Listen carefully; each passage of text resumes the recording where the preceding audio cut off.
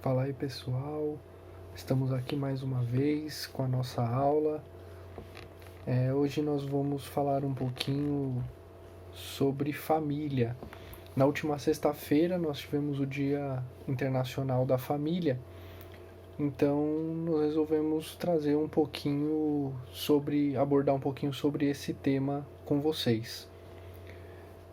Para nós iniciarmos, eu vou, como de costume, fazer uma pergunta. Por que Deus criou a família? Vamos entender um pouquinho mais por que Deus criou a família lá em Gênesis, capítulo 2, versículo 18, somente a parte A do versículo, tá? Diz assim a palavra de Deus: E disse o Senhor Deus: Não é bom que o homem esteja só. Então Deus criou a mulher naquele momento para fazer companhia para o homem, porque ele julgou em sua infinita sabedoria que não era bom que o homem estivesse sozinho. A família é um bem fundamental ao ser humano, mas infelizmente nos dias de hoje a família, esse bem precioso, ele vem sendo manchado pelo pecado. Como? Filhos desrespeitando os pais. Nós vemos vários casos aí de agressão de filhos aos pais, pais causando a ira dos seus filhos, maltratando seus filhos. Existe uma diferença muito grande entre disciplinar e agredir.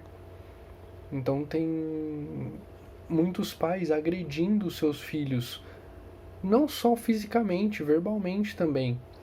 Os conceitos de família hoje implantados pela sociedade contradizem todas as leis de Deus.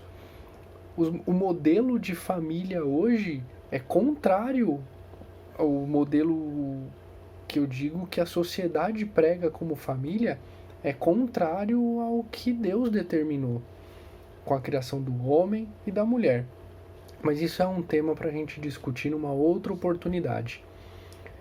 E por consequência desses fatos, do pecado estar dentro da família, o caos está instaurado. A gente vive dias de caos, dias de muita tribulação.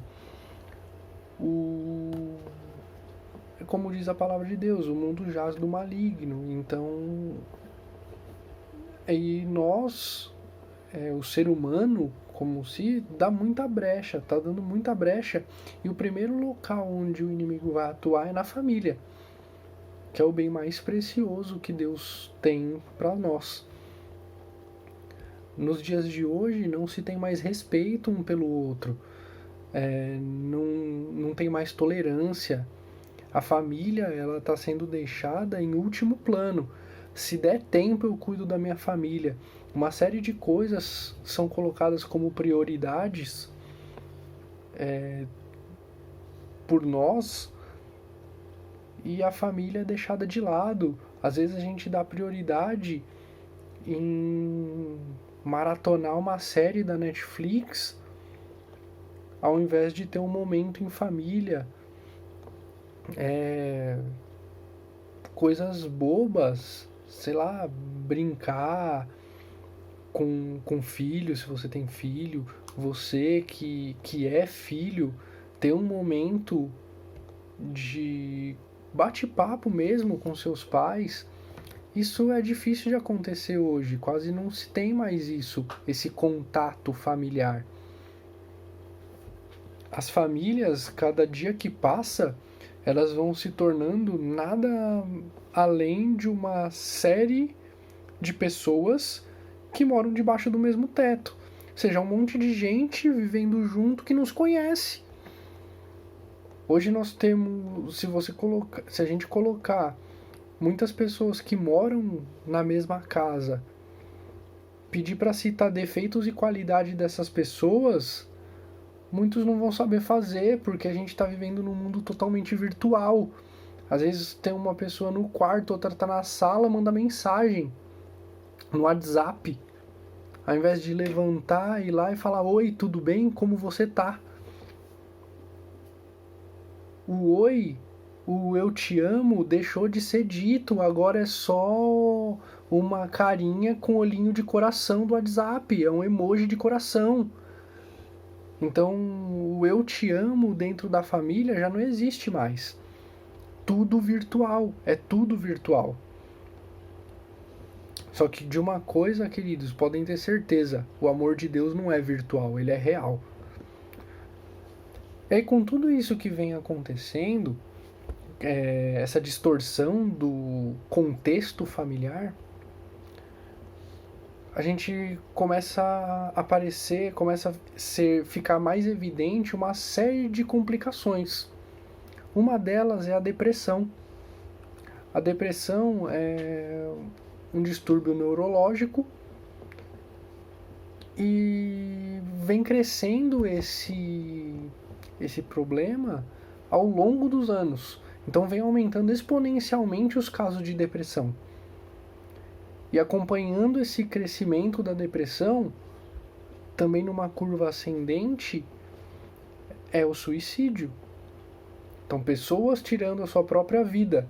E quando a gente vai questionar os familiares dessas pessoas, o porquê, como que era o comportamento dessa pessoa, aí não, mas era uma pessoa tão boa, não fazia mal pra ninguém, não incomodava ninguém, tinha o costume de ficar no quarto, sozinho, não tinha amigos.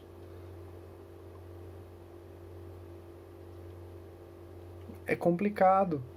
Quando a pessoa se isola, tem problema. Nenhum ser humano consegue viver sozinho.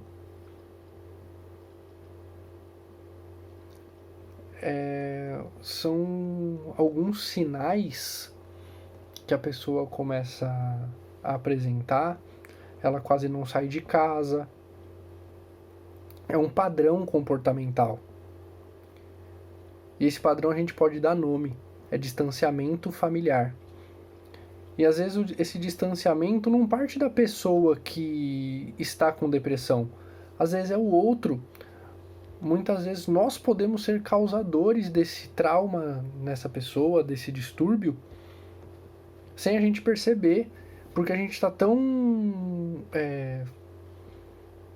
habituado com a correria do dia a dia que a gente se esquece das pessoas.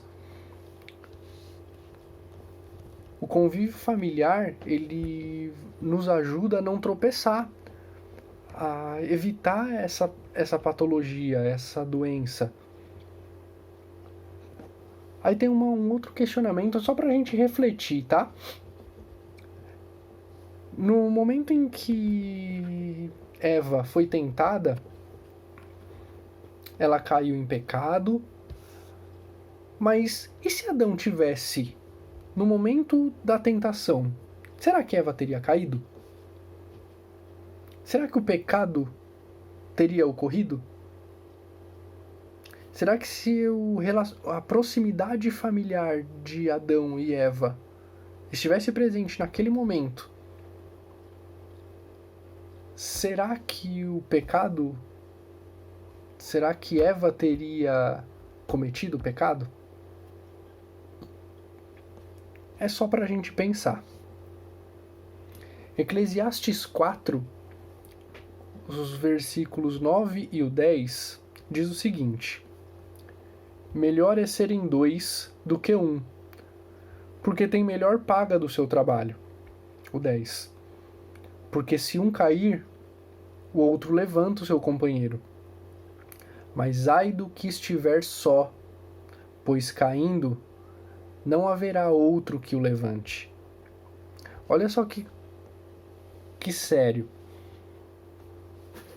A Bíblia diz que é melhor serem dois, porque tem melhor paga do trabalho. Porque se um cair, o outro levanta. O outro ajuda o companheiro a levantar. Mas se você estiver sozinho, quem vai te ajudar a levantar? E mais adiante vai dizer que um cordão de 3 dobras é muito mais difícil de ser quebrado. A terceira dobra da corda é Jesus Cristo. Jesus Cristo é que tem que ser a fortaleza, a terceira corda, a terceira dobra. O homem, ele não foi criado para ficar sozinho. A solidão faz com que a vida perca o sentido. Por isso, muitos casos de depressão. Porque a pessoa não vê mais sentido na vida, porque ela tá sozinha. E pelo fato do homem não ter sido criado para viver sozinho, a vida para de fazer sentido quando a solidão aparece.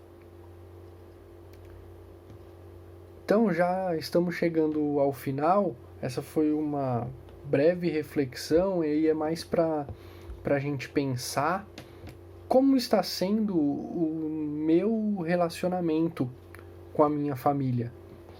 Eu estou dando à minha família a atenção que lhe é devida, ou eu estou colocando a minha série do Netflix como prioridade? Então, querido, tenha comunhão com a sua família.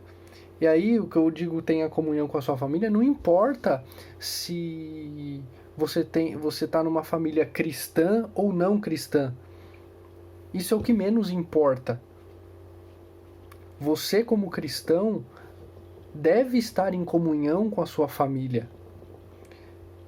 Deve orar por seus familiares. Sua vida deve ser uma constante proclamação do Evangelho. Na maioria das vezes, não é preciso dizer nada sobre esse Evangelho. O que a gente precisa é só vivê-lo. E aqueles que não conhecem as maravilhas do reino de Deus verão Cristo através da sua vida. Mas para isso você tem que viver o Evangelho. O que eu costumo dizer em sala, já disse várias vezes, é falar até papagaio fala.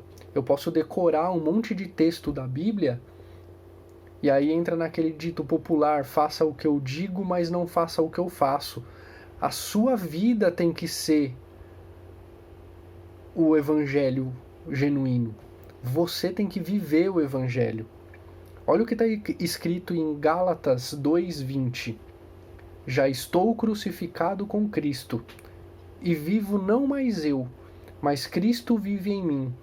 E a vida que agora vivo na carne, vivo-a pela fé do Filho de Deus, o qual me amou e se entregou a si mesmo por mim.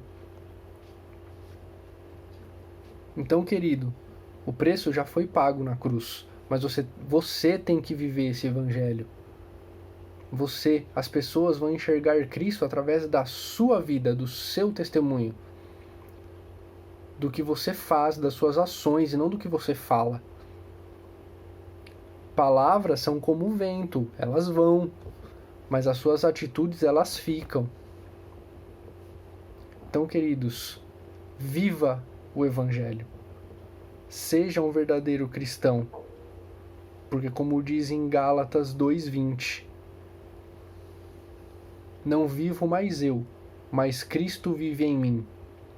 Que essa seja uma verdade na sua vida. Amém? Então, queridos, fica essa reflexão aí para vocês. Estudem bastante, revejam os textos que são mencionados aqui, divulguem esses vídeos para os seus amigos, para os seus familiares, curta a página da igreja, comente, faça os seus comentários, para a gente trocar uma ideia, bater um papo. Se você tiver alguma dúvida, pode mandar pra gente, e que a gente vai ter o maior prazer em responder na medida do possível, tá bom? Então fiquem com Deus, uma boa semana e bons estudos a todos.